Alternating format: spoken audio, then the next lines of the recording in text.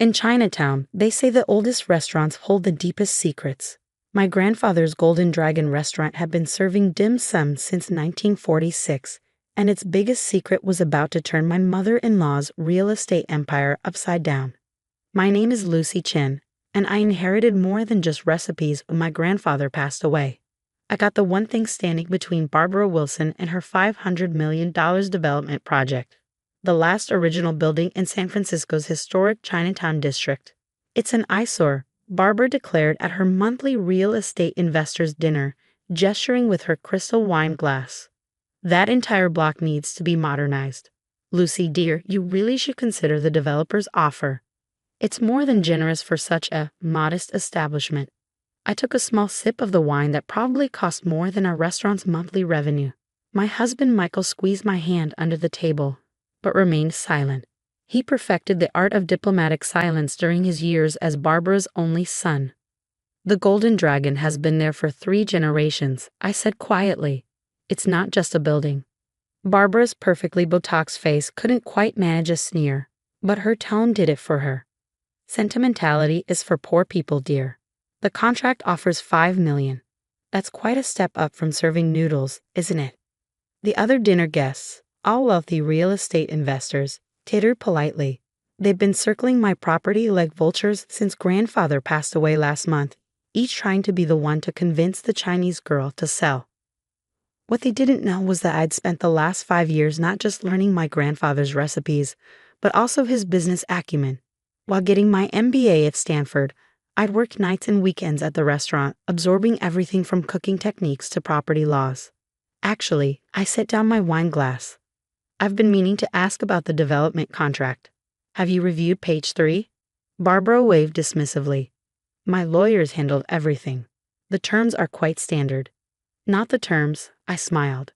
The property's historical status. The temperature to the room seemed to drop 10 degrees. Barbara's lawyer, who had been quietly eating his Wagyu beef, suddenly started choking. Historical status. Barbara's voice had gained an edge. That old building isn't historical. It's just old. I pulled out my tablet and opened a file I'd been saving for this moment. The Golden Dragon restaurant was established in 1946 by Chinese immigrants after the repeal of the Chinese Exclusion Act. It was one of the first Chinese-owned businesses in the district. The building itself dates back to 1908. I paused for effect. As of last week, it's officially listed on the National Register of Historic Places. The lawyer was now frantically paging through his copy of the contract. That's impossible, Barbara snapped. The paperwork for historical registration takes years. 5 years, I agreed. Which is exactly how long ago grandfather started the process. He knew developers would come after the property eventually. He just wanted to make sure it was protected. She's right, the lawyer finally spoke, his face pale. The property has full historical landmark protection. Any development would need to preserve the original structure and cultural significance. Barbara's face had gone from professionally smooth to rigid with fury. You planned this, all these years, playing the humble restaurant owner's granddaughter. While getting my MBA and studying real estate law, I finished for her. Yes, because some things are worth protecting. The contract, she began, is worthless, I cut in. You can't demolish a historical landmark. And since the Golden Dragon is the last original building in the district, its status affects the entire block's development potential. Michael finally found his voice. Mother, did you already sign agreements with the other property owners? Barbara's silence was answer enough. Meaning, I continued, that your $500 million modern shopping complex can't be built as planned. At least not without preserving and incorporating a 1908 Chinese restaurant.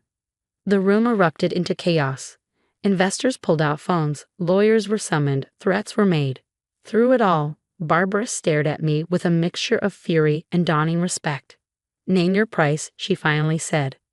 It's not for sale. At any price. Everyone has a price. I thought about my grandfather, who had built the Golden Dragon with savings from years of working as a dishwasher. About the generations of families who had celebrated birthdays, weddings, and New Year's in our dining room. About the history those walls had witnessed.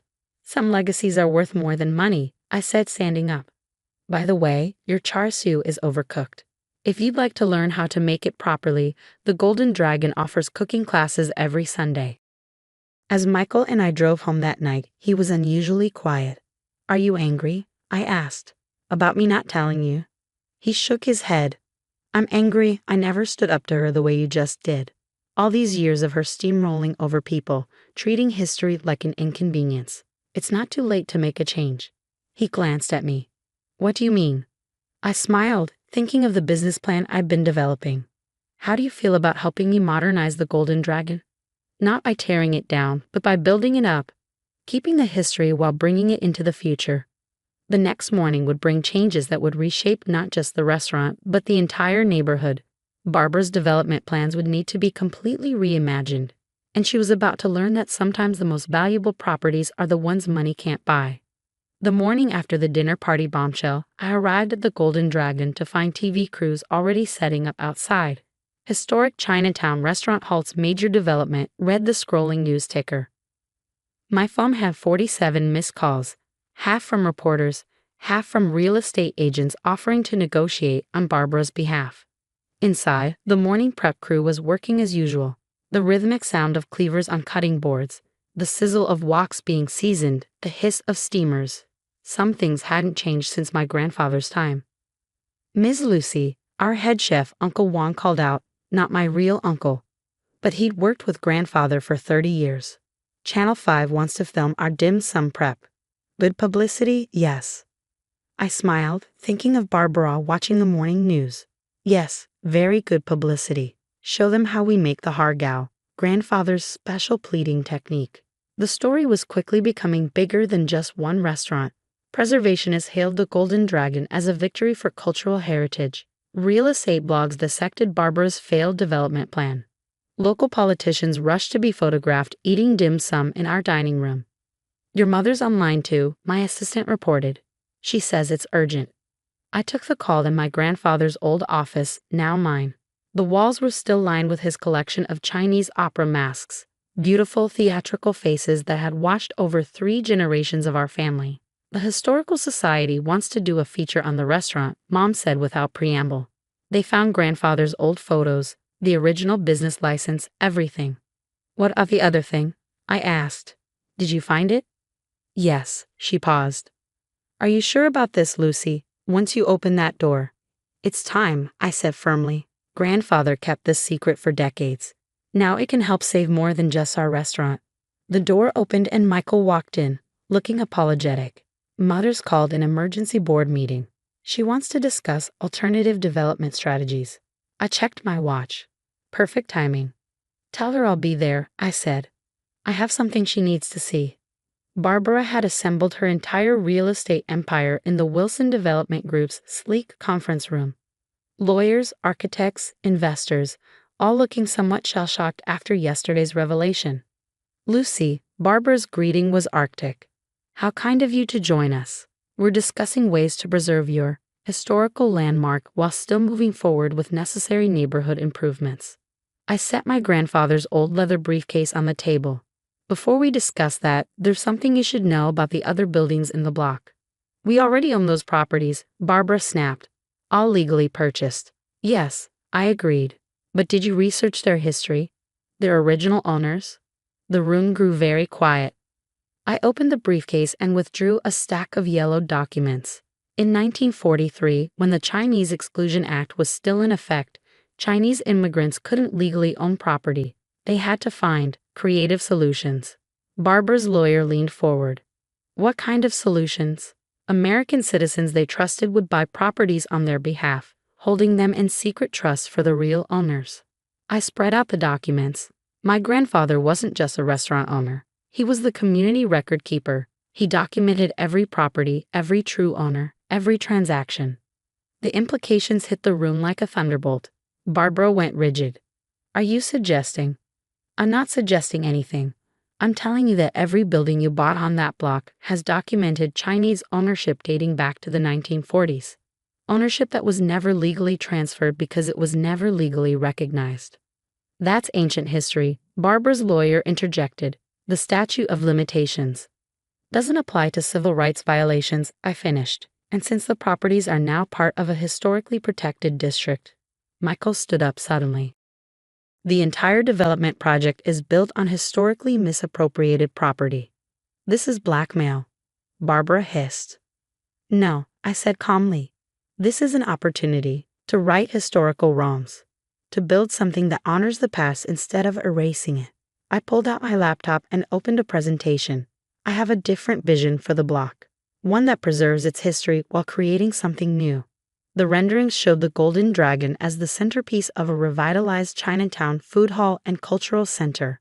The historic buildings would be restored, their ground floors housing traditional businesses while upper levels became affordable housing and community spaces.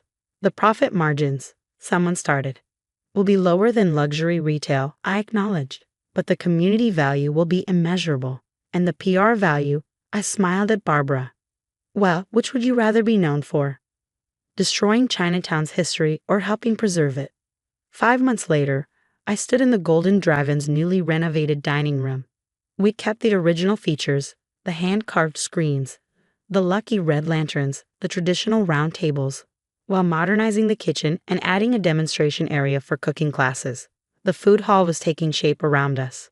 Traditional herbalists, tea shops, and family-owned businesses were moving back into restored storefronts. The upper floors were providing homes for restaurant workers and their families. Barbara, surprisingly, had become one of the project's strongest advocates. Maybe it was the glowing press coverage. Maybe it was seeing how her son had found his passion managing the restoration work. Or maybe, just maybe, she learned that some things were worth more than profit margins. The char siu is better, she admitted one day, after finally attending one of our cooking classes, though I still don't understand why you won't share the recipe. Some family secrets, I told her, are meant to be earned, not bought. She looked around the busy dining room at the mix of old customers and young food bloggers, tourists, and local families. Your grandfather would be proud. Of the restaurant? Of you, for fighting for something meaningful. She straightened her designer jacket, though your negotiation tactics were ruthless. I learned from the best, I said with a small smile. Just not about real estate. The Golden Dragon continues to thrive. We've added modern touches, online ordering, a YouTube cooking channel, weekly historical tours, while keeping the soul of what my grandfather built. Michael runs the preservation project full-time now, working with other Chinatown families to document and protect their historical properties. Barbara still attends her real estate dinners, but now she brings potential investors to the food hall, showing them how preservation and progress can coexist. Last week, we found another of grandfather's old records books documenting more forgotten ownership claims across the city. It seems my inheritance was bigger than just one restaurant. It was the truth that could help an entire community reclaim its history. The opera masks still watch over the office, their expressions unchanged by time. But now they see something new, a future where the past isn't erased, but honored, where family legacy isn't measured in dollars, but in dignity, where the most valuable properties aren't the ones you can sell, but the ones you choose to protect. And as for that secret char siu recipe, it's still secret, but now Barbara comes to cooking class every Sunday, slowly earning the right to learn it, one properly pleated dumpling at a time. Sometimes the sweetest victory isn't in defeating your opponents, but in showing them a better way to measure success. And sometimes the most valuable inheritance isn't what's written in a will, but what's written in the heart of a community.